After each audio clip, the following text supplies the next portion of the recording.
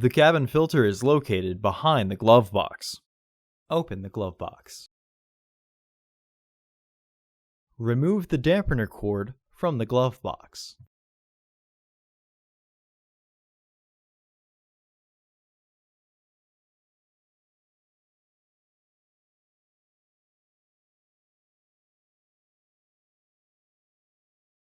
Push in on the sides of the glove box to release the stops and lower the glove box.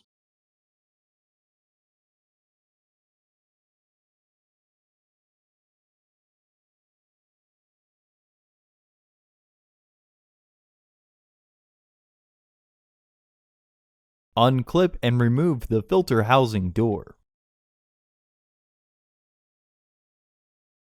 Remove the old filter from the housing and clean out any debris inside. Install your new AQ1119 filter into the housing, with its airflow indicating arrow pointing down.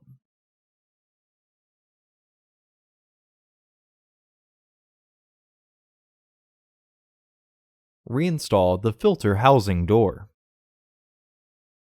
The easiest way to reinstall the glove box is to reinstall the dampener cord first. From there, you can then get the stoppers behind the frame and the hinges clicked into their catch.